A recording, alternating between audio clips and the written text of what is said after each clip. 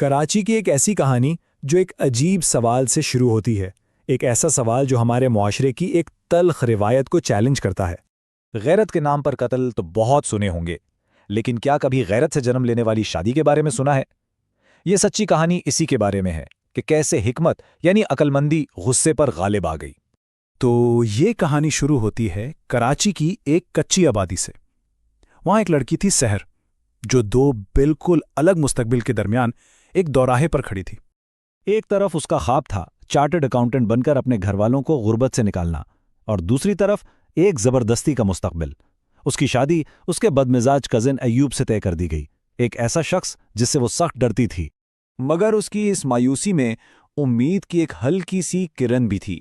اس کا ایک ہم جماعت جبران چپکے سے اس کی مدد کر رہا تھا۔ جب سحر کے والد فیس نہیں دے پائے تو جبران نے خاموشی سے اس کی اکیڈمی کی فیس ادا کر دی۔ ان کے درمیان ایک انکہا سا احساس تھا، ایک محبت اور سپورٹ کا رشتہ۔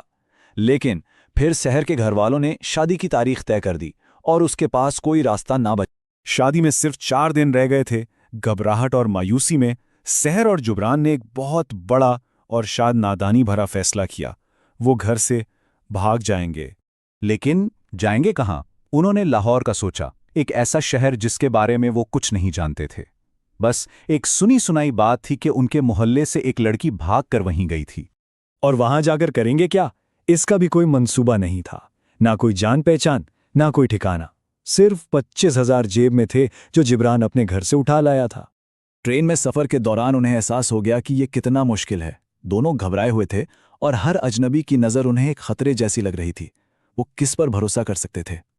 اور پھر جب 2 آدمی ان سے کچھ زیادہ ہی جارحانہ انداز میں پوچھ گچھ کرنے لگے تو ایک بزرگ نے بیچ میں مداخلت کی، ایک پرسکون ریش دار شخص جن کے چہرے پر عجیب اطمینان تھا۔ انہوں نے اپنا تعارف کرایا، میرا نام شیخ ابراہیم ہے، فکر نہ کرو، تم لوگ وہیں جاؤ گے جہاں تمہیں جانا ہے۔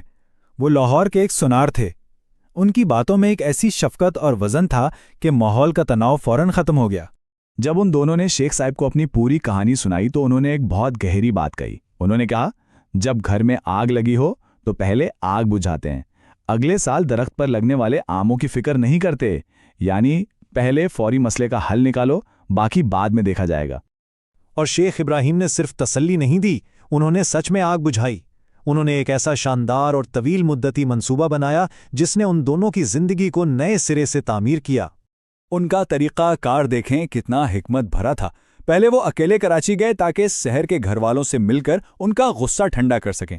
پھر انہوں نے سحر کے والد کو 50,000 روپے اور ماہانہ وظیفہ دیا، اس شرط پر کہ وہ سحر کو پڑھنے دیں گے۔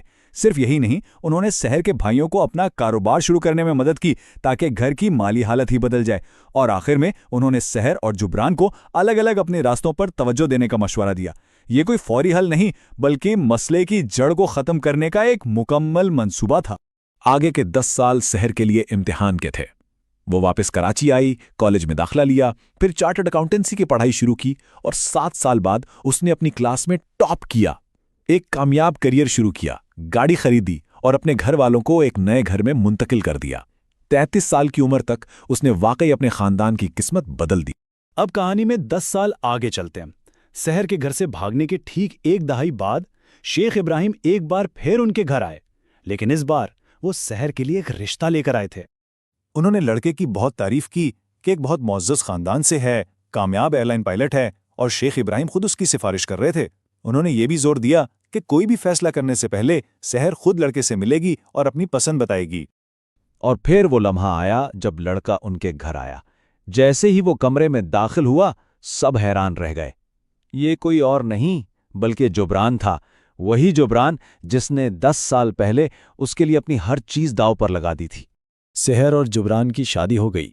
ان کا یہ ملاپ دراصل شیخ ابراہیم کے اس خاموش وعدے کی تکمیل تھی جو انہوں نے 10 سال پہلے خود سے کیا ہوگا۔ زندگی نے ان دونوں کو کہاں سے کہاں پہنچا دیا تھا۔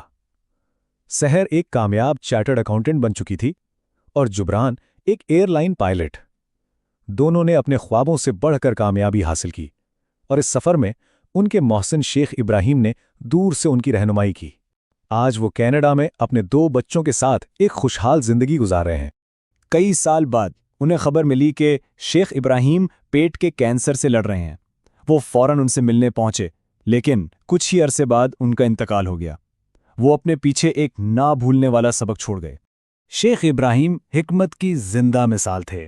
حکمت کا مطلب صرف عقل مندی نہیں ہوتا، اس کا مطلب ہوتا ہے ہمدردی، دور اندیشی اور اس علم کو انسانیت کی بھلائی کے لیے استعمال کرنے کا سلیقہ۔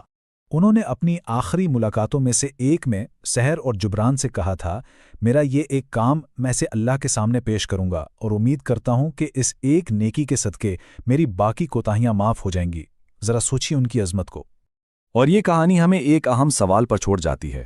ایک شخص کی حکمت نے 2 زندگیاں بچا لیں اور ایک پورا مستقبل تعمیر کر دیا۔